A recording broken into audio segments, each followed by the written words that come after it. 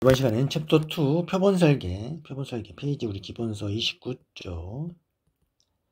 자, 표본 설계도 문제 풀어보시면 아시겠지만 엄청 쉽다. 어렵지 않습니다. 이것도 만점 목표. 자, 그럼 1번 문제부터 풀어보겠습니다. 1번 표본 추출이죠. 표본 추출 샘플링. 우리가 대한 설명으로 틀린 것은 우리 모집단이 있다. 전수 조사를 하지 못하니까 우리가 표본을 추출. 그죠? 이 표본. 1번 표본을 추출할 때는 모집단을 분명하게 정의해야 된다. 맞습니다. 모집단을 정의를 해야 되는 거죠. 표본 추출이란 모집단에서 표본을 선택하는 행위 맞죠? 모집단에서 표본을 선택한다. 3번 확률 표본 추출할 경우 표본 오차는 없으나 비표본 오차는 발생할 수 있다. 우리가 확률 표본 추출할 때는 표본 오차가 반드시 발생한다. 그죠? 반드시 발생. 그렇기 때문에 무슨 표본 오차가 없다, 발생하지 않는다 그런 말은 틀린 말입니다. 반드시 발생한다. 확률 표본 오차.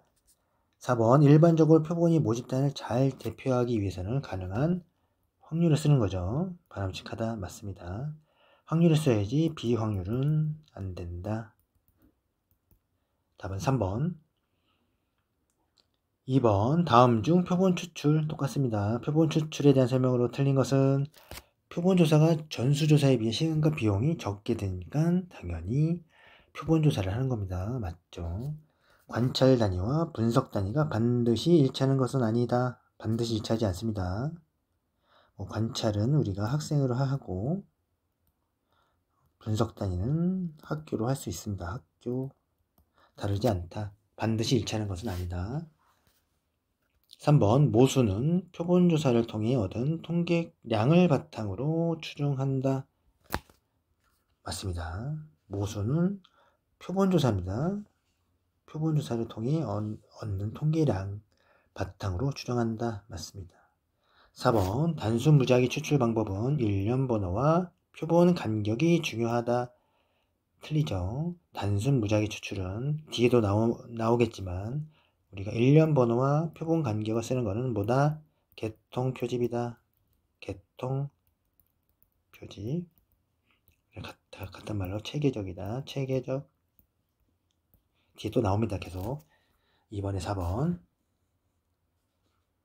또 표집 대표성에 대한 의미와 가장 거리가 먼 것은 또 표집 계속 나오죠.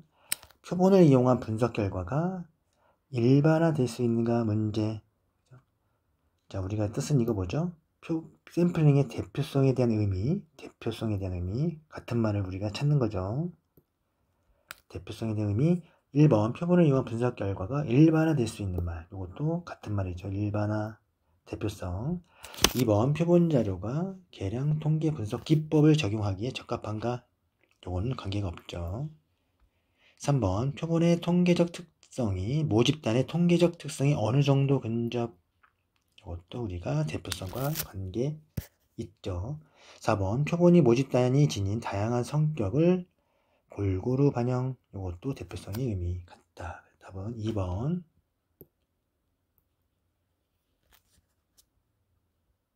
4번 전수조사 대신 우리가 전수조사 대신 표본조사하는 어떤 조사든 우리는 표본조사를 하지 전수조사를 하지 않습니다. 항상 키워드는 우리가 표본조사를 한다 머릿속에, 사회조사할 때는 표본조사를 한다 하는 이유와 가장 거리가 먼 것은 경비절감 맞죠.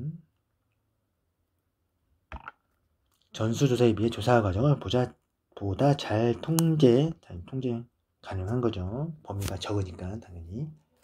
또 3번 표본 오류를 줄이기 위해 우리가 표본 오류를 줄이기 위한다는 말은 틀린 말이죠. 항상 표본 조사를 할 때는 항상 발생합니다. 뭐 줄이기 위해 그는 불가능. 3번 광범위한 주제에 걸쳐서 연구. 주제가 넓다 보면은 아무래도 전수조사는 힘들죠. 그래서 우리가 표본을 조사한다. 답은 3번. 5번 전수조사와 비교한 표본조사. 또 나왔어요. 우리 표본조사는 우리 꼭 한다. 표본조사의 장점으로 틀린 것입니다. 장점, 표본 오류가 또 줄어든다. 또 이런 말 나오면 무조건 땡. 2번 시간과 비용 절약 맞죠? 단시간 내에 많은 정보 맞죠? 표본 조사를 하니까 당연히 짧은 시간 안에 조사 과정을 보다 잘 통제한다고 그랬죠? 정확한 자료 얻을 수 있다. 맞습니다. 답은 1번.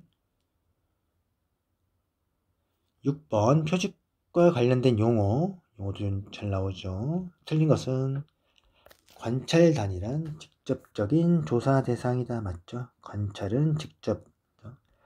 모집 단위란 우리가 규명하고자 하는 집단의 총체. 맞죠? 3번 표집 단위란 표집 과정의 각 단계에서의 표집 대상을 지칭한다. 맞습니다. 표집 단위란 표집 대상을 지칭한다.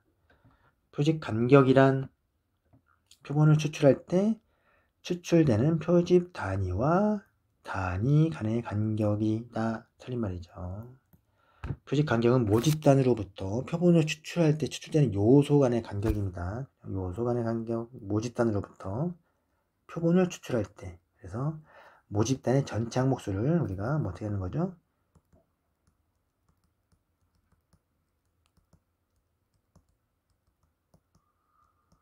모집단의 전체 항목수를 표본의 크기로 나누는 거죠. 표본의 크기. 이것이 우리가 표집 간격이다.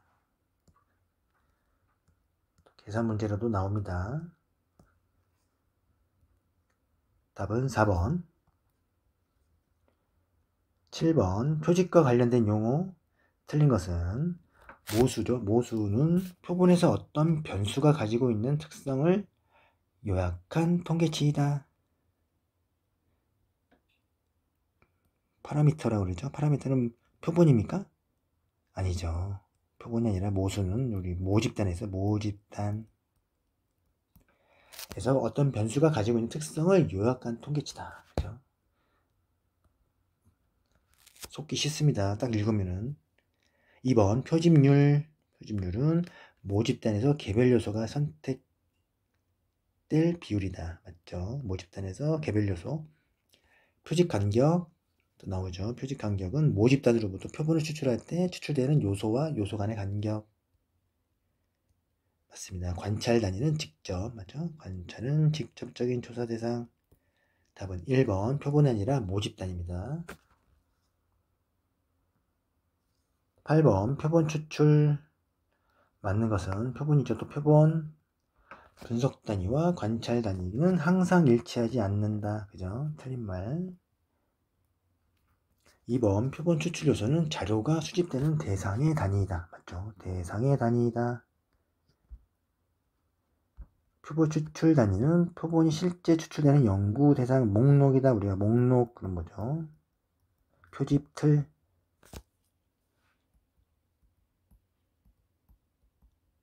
목록은 표집 틀이다. 통계치는 모집단의 특정 변수가 갖고 있는 특성을 요약한 값이다. 통계치는 뭐죠? 모집단이 아닙니다. 표본입니다. 표본. 그렇죠? 통계치는 우리가 모집단을 구하는 게 아니겠죠. 당연히 우리가. 2번 9번 모든 요소의 총체. 답이 나왔죠. 모든 요소의 총체. 조사자가 표본을 통해 발견한 사실을 토대로 하여 일반화하고자 궁극적인 대상을 지칭하는 것은 뭐죠? 모집단이다. 모든 요소의 총체로서. 답은 4번. 10번 모집단 전체 특성치를 요약한 수치를 뜻하는 것은 모집단이라고 했습니다. 모집단 전체 특성치. 통계치는 아닌 통계치는 표본이라고 했습니다. 당연히 2번. 답은 2번. 헷갈리면 안 됩니다. 11번 표본 추출을 위한 모집단의 구성 요소나 표본 추출 단위가 수록된 목록. 우리가 목록 뭐라고 그랬죠? 표집 틀. 2번 목록은 표집 틀이다.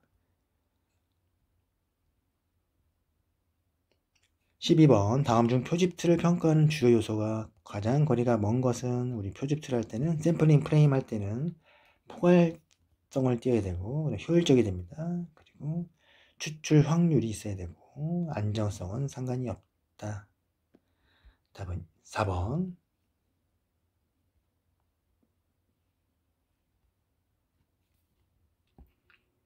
13번 표집들과 모집단의 관계로 가장 이상적인 관계입니다. 이상적인 경우는 표집들과 모집단이 일치할 때 우리가 가장 이상적이라고 합니다. 우리가 기본서 보면 페이지 30쪽에 있죠. 30쪽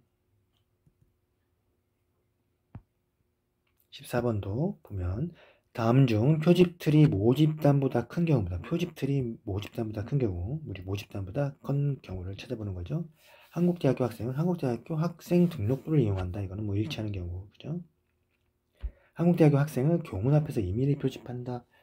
그러면 모집단이 표집틀에 포함되지 않는다. 포함되지 않는다. 3번 한국대학교 학생은 서울지역 휴대폰 가입자 명부를 이용해서 표집한다. 이거는 모집단과 표집틀이 다른 경우. 4번 한국대학교 체육과 학생을 한국대학교 학생 등록부를 이용해서 표집한다. 학생 등록부를 이용해서 표집하는 거죠. 그러니까 당연히 표집틀이 더 큰 경우죠. 체육과 학생은 속하니까 뭐 체육과도 있고 우리가 뭐 무용과도 있을 것이고 그죠? 컴퓨터도 있을 것이고 범위가 더 크죠. 표집이. 그렇기 때문에 맞는 답은 4번. 15번 A항공사 자사의 마일리지 사용자 중 최근 1년간 10만 마일 이상 사용자들을 모집단을 했습니다. 하면서 자사 마일리지 카드 소유자, 자사 카드 마일리지 소유자 명단을 표본 프레임으로 사용했습니다. 그러면은 어떤 게 크죠? 당연히 표본 프레임이 더 크다. 마일리지 카드 소유자는 1년, 2년, 3년 훨씬 더 많죠. 당연히 포함 범위가. 그렇기 때문에 우리가 모집단이 표본 프레임 내에 포함되는 경우입니다. 모집단이 더 큰 거죠. 표본 프레임이.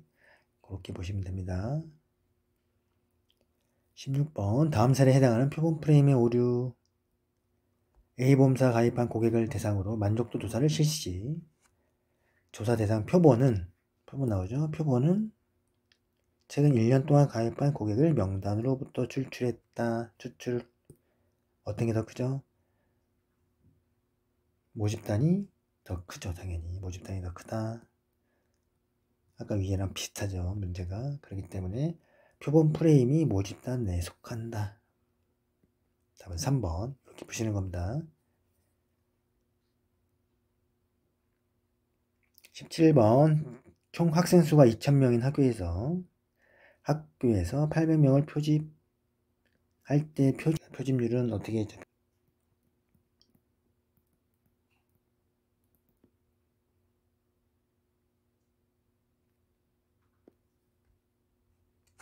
표집률은 표본의 크기가 분모로 간다. 모집단의 크기 표집률 이거 반대로 보는 건 표집 간격은 반대다. 그죠? 모집단 크기죠. 모집단 크기 표본의 크기 반대죠. 반대. 표집률은 모집단의 크기가 분모 그렇기 때문에 2000분의 800이죠. 그러면 0.4 곱하기 100 해서 40%. 답은 2번. 간단한 계산 문제이기 때문에 틀리면 안 되죠.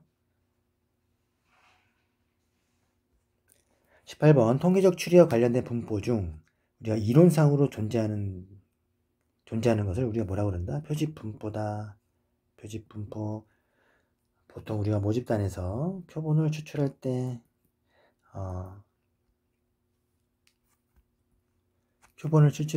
대부분 한 번만 한다. 한 번만. 그래서 무수하게 많이 표본을 추출할 수 없다. 그렇기 때문에 이론상으로는 우리가 표집 분포 그 용어를 우리가 이론상으로만 존재한다. 그렇게 아시면 되겠습니다. 답은 3번. 19번 일반적인 표본 추출 과정 순서 이것도 잘 나오죠. 그래서 우리가 이거를 외울 때는 모틀 방쿠추 모집단 확정 그 다음에 틀 표본 프레임입니다. 프레임 틀이니까 프레임 방법 표본 추출 방법, 크기 결정,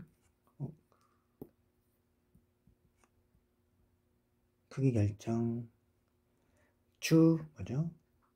추출, 표본 추출. 그래서 모틀, 방쿠, 추 이렇게 외우시기 바랍니다. 이걸 알고 있으면 순서 틀리지 않습니다. 다음번 그래서 2번.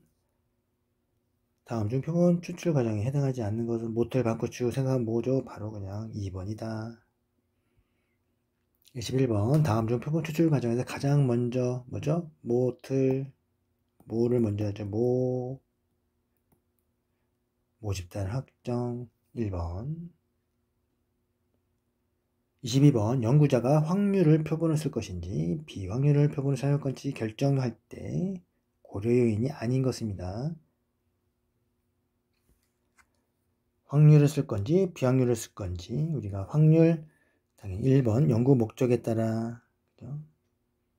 정확한 우리가 틀을 만들고서 표본을 할 것인지 아니면 편하게 빠른 시간 내에 확률을 표본을 할 것인지 그 차이 당연히 있는 거겠죠. 연구 목적 비용에 따라 빨리 저렴하게 할 것인지 조금 비싸더라도 천천히 틀을 만들고 할 것인지 그 차이죠. 또 같이 오차가 크냐 적으냐 당연히 표본 추출할 때는 중요한 요소 중에 하나죠. 그래서 당연히 고려 요인이 된다라는 모집 단위수는 아니다. 3번 되게 중요한 문제다. 사실은 이 확률과 비확률에 대한 우리가 정확하게 머리를 갖고 있으면 이 나중에 나오는 문제들을 다 풀 수가 있습니다. 그래서 우리가 왜 확률을 하는지 왜 비확률을 해야 되는지 그 차이를 머릿속에 잘 생각하시 바랍니다. 중요하다. 다음 중 확률 표본 추출 방법을 가장 용이한 것은 뭐죠?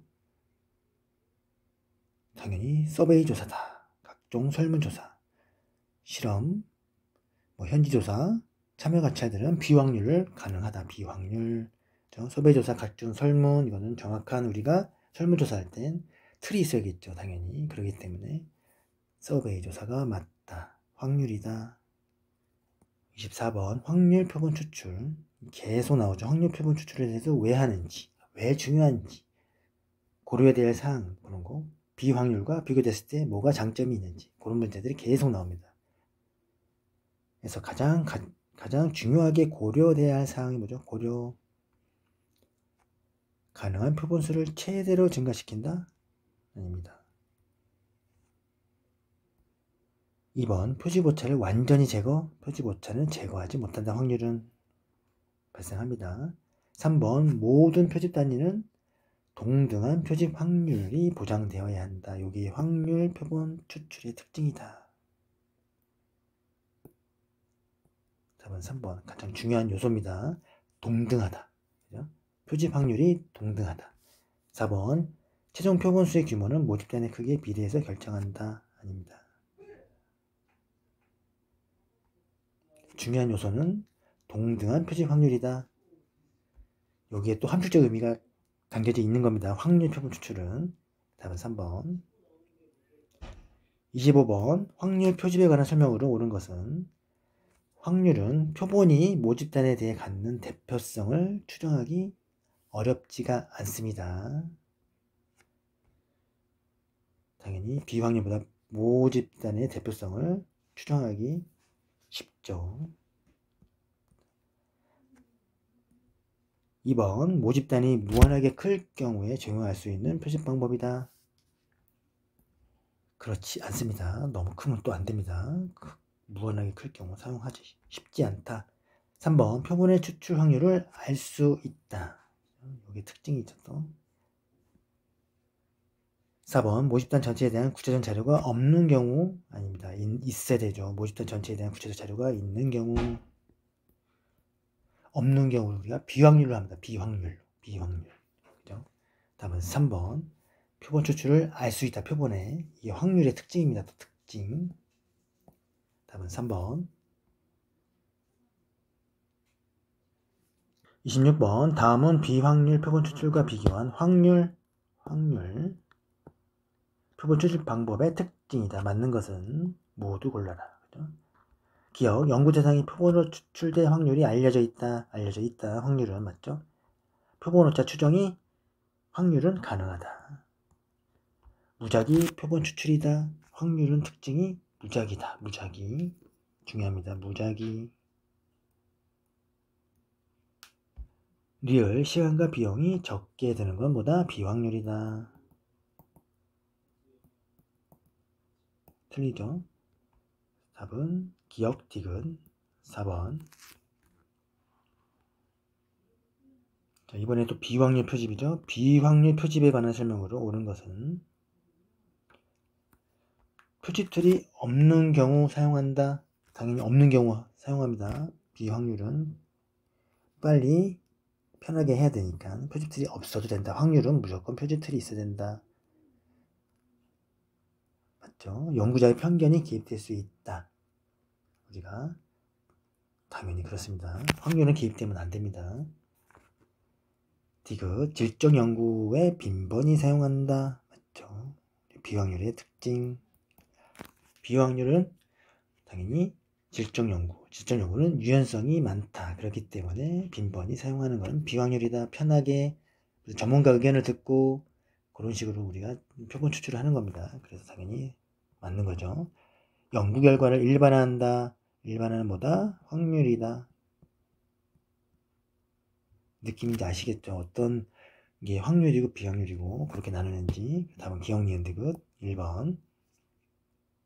28번 비확률 추출 방법과 비교한 확률 추출 방법에 관한 설명으로 틀린 것은 확률입니다. 많이 들죠? 당연히 틀이 있어야 되니까. 표본 오차 추정이 가능하죠. 그래서 확률입니다. 표본 추출 오차 가능하다. 무작위 표본 추출을 한다. 무작위의 특징 맞죠? 4번 표본 분석 결과에 일반화에 제약이 있지 않죠. 일반화가 가능. 이걸 확률이죠. 제약이 있는 것은 비확률이다. 답은 4번. 29번 확률 표본 추출 방법과 비확률 추출 방법에 대한 설명으로 이제 비교를 쫙 하는 지문이 나올 겁니다. 이것도 확률과 비확률의 특징들을 나열해서 아주 좋은 지문입니다. 그래서 1번 확률 표본 추출은 연구 대상이 표본으로 추출될 확률 알려져 있다. 맞죠? 당연히. 비확률은 알려져 있지 않다. 맞습니다. 확률은 표본 분석 결과 일반화 가능. 맞죠? 비확률은 일반화 제약. 맞습니다. 3번 확률은 표본 오차의 추정이 뭐라고 그랬죠? 가능합니다. 그죠? 비확률은 추정이 불가능. 반대로 되어 있으니까 틀린 것은 3번. 일반적으로 확률은 시간과 비용이 많이 들죠? 비확률은 적게 든다. 맞습니다. 답은 3번. 30번 다음 중 사회조사에서 당연히 비확률을 많이 쓰겠죠. 이유는 뭘까요? 표본 추출 오차가 적게 나타난다? 아닙니다. 모집단에 대한 추정이 용이하다? 당연히 확률이죠. 확률. 3번 표본 설계가 용이하고 시간과 비용이 절약할 수 있습니다. 그래서 비확률을 많이 쓰는 겁니다. 빨리 편하게 할 수 있는 거죠. 그렇기 때문에 답은 3번. 모집단 본래의 특성과 차이가 나지 않는 결과는 뭐다? 확률이다. 확률. 답은 3번. 31번 다음 중 표집 방법에 대한 설명으로 틀린 것은 편의 표집은 표본의 대표성을 확보하기 어렵다. 그죠? 편의는 뭐죠? 비확률입니다. 비확률. 표본의 대표성을 확보하기 어렵다. 당연히 맞습니다. 비확률이기 때문에 우리가 잠깐 여기서 우리가 확률과 종류를 한번 보고 가겠습니다. 비확률. 대표적으로 4가지. 이거는 반드시 머릿속에 가지고 있으셔야 되죠. 1번보다 단순 무작위, 2번 층화, 3번 개통. 우리가 체계적 표본 추출이라고 합니다. 확률. 4번 집락, 군집. 비확률 4개 뭐죠? 편의. 이건 할당. 우리 할당은 요거는 자 보시면 되죠. 같이 비교하시면 됩니다. 3번 판단. 우리가 일명 눈탱이 표집이죠. 눈탱이. 그죠? 눈덩이 표집이다. 이렇게 4가지는 반드시 외우셔야 됩니다. 이거 계속 특징 나오고 층화 표집 특징, 개통 표집의 표본의 추출의 특징, 집락의 특징, 편의, 할당, 판단, 눈덩이 표집 문제가 여기서 또 계속 나오죠. 계속. 그래서 우리가 편의 표집은 뭐다? 비확률이기 때문에 대표성 확보하기 어렵다가 맞죠. 할당도 비확률이기 때문에 조사 결과 오차의 범위를 계산할 수 있다. 계산할 수 있습니까? 비확률이? 오차 계산할 수 없습니다. 비확률은. 틀린 것은 2번. 확률 표집과 비확률 표집의 차이는 무작위다. 아주 중요한 특징입니다. 4번 층화는 뭐죠? 할당. 층화는 우리가 확률에서는 모집단이 의미 있는 특성에 의해 소집단으로 분할 층화되는 거죠. 그렇기 때문에 맞다. 답은 2번. 그래서 또 종류가 이제 딱 나오죠. 이 문제도 당연히 잘 나옵니다. 확률 표본 추출 방법으로만 짝지어진 것, 군집, 체계적, 편의, 할당, 층화 맞죠? 눈덩이 아니고 단수 무작위 이렇게 맞죠? 이렇게 확률 이런 거 틀리면 안 되죠. 외우기만 하면 되는 건데 기억, 니은, 미음, 시읒. 답은 4번. 33번 다음 중 표본의 대표성이 가장 그럼 뭐라고 그랬죠? 우리가 벌써 떠올리는 게 벌써 확률 떠올립니다. 확률. 현이 땡, 판단 땡, 할당, 군집, 집락 표집. 3번 또 나오죠? 비확률 표집 방법이 아닌 것은 확률인 거 찾으면 되는 거죠. 편의, 집락, 오케이, 유의 아니고 답은 3번. 35번 다음 중 비확률 표본 추출 방법 해당하지 않는 것. 비확률을 그랬죠? 비확률 외우고 있어야 됩니다. 비확률은 편의, 할당, 그 다음에 판단, 눈덩이. 그럼 뭐 나오죠? 판단 아니죠? 할당 아니고 편의. 불비례 층화 표본이 뭐죠? 이거는 우리가 층화의 확률의 층화 표본 추출에 2가지로 나눈다. 비례 층화. 하나는 비례한다는 거예요. 비례 층화. 그 다음에 또 하나는 비례하지 않는다. 불비례 층화. 2가지가 있다. 이거 우리가 비비례, 같은 말로 비비례, 또 가중이다. 가중, 층화다. 이렇게 2가지가 있습니다. 문제를 나중에 보면 아시겠습니다. 나중에. 그래서 층화이기 때문에 당연히 1번이다. 그렇게 알고 계시면 되죠. 36번 단순 무작위 표본 추출. 단순 무작위 하면 우리가 뭐다? 확률이다. 맞는 것은 비확률이다. 땡. 표본이 모집된 전체에서 추출된다. 이게 특징이죠. 난수표 또는 만수표는 맞는데 할당은 아니다. 4번 모집단의 평균에 가까운 요소가 평균에 멀리 떨어진 요소보다 표본으로 추출될 확률이 더 크다. 같다. 이것이 특징이죠. 우리 단수 무작위. 표본이 모집단 전체에서 추출된다. 알 수 있다. 그런 거죠. 답은 2번. 37번 단수 무작위 표본 추출 또 나옵니다. 옳지 않은 것은 난수표를 이용 표본 추출 맞죠? 난수표 이용한다. 무작위. 모집단을 가장 잘 대표하는 표본 추출 방법이다. 그렇게 할 수 없다. 그거는 이거보다 더 잘 모집단을 가장 잘 대표하는 것은 층화.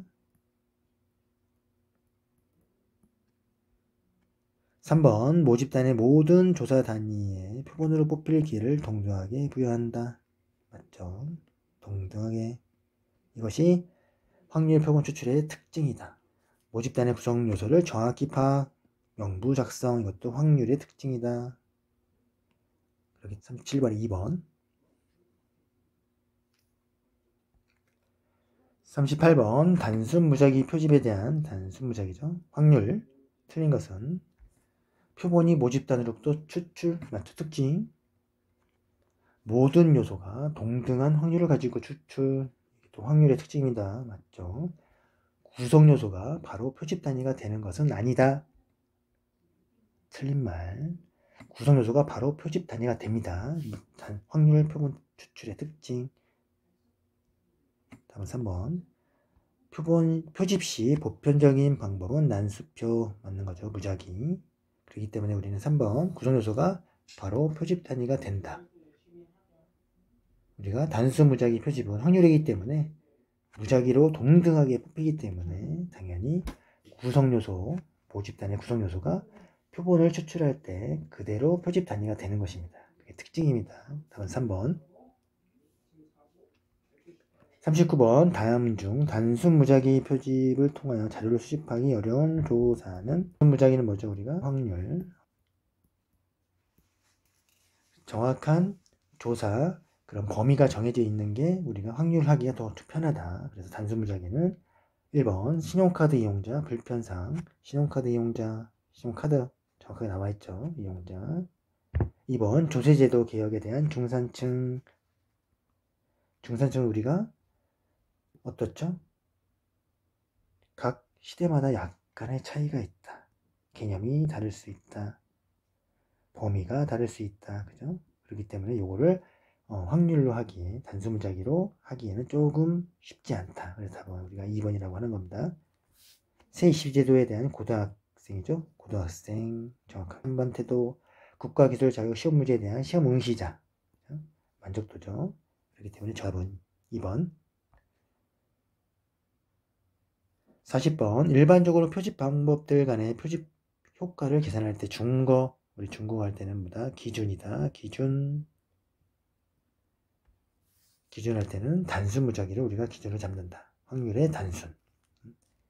2번. 41번 다음 표본 추출 방법 중 표집 오차의 추정이 확률적으로 가능하다고는 뭐죠? 우리가 확률 표본이다. 종류 생각하면 되죠. 4가지. 아닌 것은 할당 땡 편의 판단. 답은 당연히 단순. 42번 단순 무작위 표본 추출에 따른 표본 평균의 분포가 갖는 특성이 아닌 것입니다. 단순 무작위 확률이죠. 1번 표본 평균의 분포는 모집단 평균을 중심으로 대칭형이다. 맞죠? 대칭. 그죠? 2번 표본 평균의 분포의 평균은 모집단 평균과 같다. 그죠? 같습니다. 확률이기 때문에. 틀린 말 2번. 큰 표본을 사용할수록 표본 평균의 분포는 모집단 평균 근처에 집중적으로 나타난다. 그죠? 맞죠? 또 우리가 보면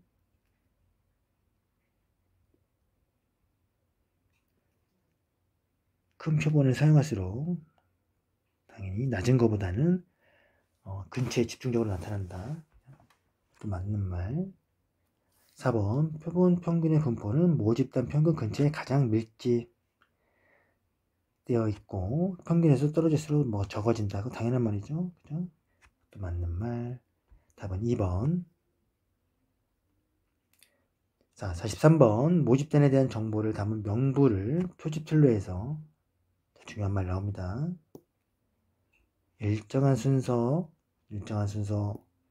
따라 표본을 추출하는 방법은 일정한 순서, 간격 나오면 뭐죠? 우리가 체계적이다, 개통이다, 개통 표집이다. 답은 2번. 계속 개통, 확률 표본 추출에 관한 각 특징별로 이제 또 문제가 쫙 나오겠죠. 당연히 비확률도 나오고. 44번 모집단을 구성하고 있는 구성 요소들이 자연적인 순서 또 나오죠. 순서 일정한 질서에 따라 배열된 목록에서 매 K번째 구성 요소를 추출하면 보다 체계적이다, 개통이다. 그렇게 알고 계시면 되죠. 이렇게 지문에 보면 요거는 딱 보고 바로 맞히셔야 된다. 선거 예측 조사에서 출구 조사를 할 경우 주로 사용되는 표직 방법. 우리가 이것을 체계적이다. 매 5번째 나오는 사람, 10번째 사람을 대상으로 출구 조사를 하는 겁니다. 2번 46번 어떤 공정으로부터 제품이 생산되어 나오는 경우 일정 시간 간격마다 또 나오죠. 일정 시간 간격마다 하나의 표본을 뽑는다거나 수입분 검사에 있어서 선창이나 창고에서 표본을 뽑게 되면 내부나 밑에서 표본이 뽑혀지는 것이 어렵기 때문에 운송 중에 일정 시간마다 표본을 뽑는다고 하였을 때 이에 해당하는 표본은 뭐죠? 특징이죠. 개통의 특징이다. 47번 서울 지역의 전화번호부를 이용하여 최초의 101번째 사례를 임의로 결정한 후 계속 200일, 300일, 400일 이렇게 순서로 뽑는 걸 뭐라고 그랬죠? 이게 특징이죠. 개통이다. 이제 개통이나 우리 체계적 표집이 어떤 지문과 문제로 나오는지 아시겠죠? 이렇게 해서 하시면 틀리지 않습니다. 48번 체계적 표집에서 집단의 크기가 100만 명이고 표본의 크기가 1000명일 때 다음 중 적합한 표집 방법은 우리가 여기서 체계적 표집입니다. 체계적 개통적 표집이죠. 1번 먼저 단순 무작위로 1000명을 뽑아 그 중에서 편중된 표본은 제거, 그것을 대체하는 표본을 다시 뽑는다. 틀림죠. 2번 최초의 사람을 무작위로 선정한 후 매번 K번째 사람을 고른다. 이게 우리가 체계적 표집의 특징이죠. 방법이죠. 2번 3번 모집단이 너무 크기 때문에 100만 명을 1000명 집단으로 나눈다. 아닙니다. 4번 모집단을 1000개 하위 집단으로 나누고 이거는 뭐죠? 그래서 우리가 표집 간격이 중요하다. 집에서는 전체 모집단 크기 그래서 표본의 크기 100만 명이죠. 100만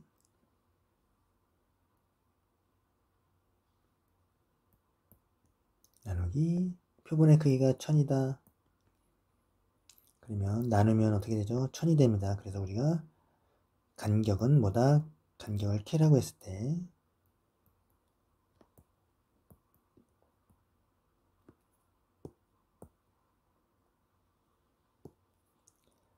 간격은 1000이다. 이렇게 구하는 겁니다. 표집 간격 아까 또 했지만 표집률 다른 겁니다. 반대 표집률. 답은 2번. 49번 가로 안에 들어갈 알맞은 것은 체계적 표집, 개통 표집을 이용하여 5000명으로 구성된 모집단이죠. 5000명으로 구성된 모집단 100명의 표본을 구하기 위해서는 먼저 1과 몇 사이죠? 당연히 그러면 5000을 나눈다. 모집단을 100으로 나눈다. 표본 그러면 50이 나오죠. 표집 간격이 50입니다. 그래서 1과 50의 사이에 무작위로 한 명을 선정하죠. 여기서 한 명을 뽑는다. 그 후 만약에 여기가 3번이 나왔다. 그러면 어떻게 되는 거죠? 처음에 3번이 나왔다. 그러면 그 다음에 53, 103 이렇게 나가는 거죠. 간격 50이니까. 그래서 1과 50 사이에 무작위로 한 명을 뽑아 선정한 후 첫 번째 선정된 표본으로부터 모든 50번째 표본을 선정한다. 그죠? 그래서 답은 1번. 중요합니다. 잘 나오고. 50번 체계적 표집 또 나오죠. 체계적 표집에 대한 설명으로 옳은 것을 모두 고른 것은 확률이죠. 확률. 기억, 체계적 오차의 개입 가능성이 있다. 체계적 오차의 개입 가능성이 있다. 당연히 맞죠. 니은, 모집단에서 무작위 표집 이후 K번째 표본을 추출한다. 특징이죠. 추출 간격이 되는 K는, 그죠? 간격을 이제 나중에 뽑는 거죠. 추출 간격 K 나왔고, 모집단의 크기를 당연히 표본의 크기로 나눈 값이다. 맞죠?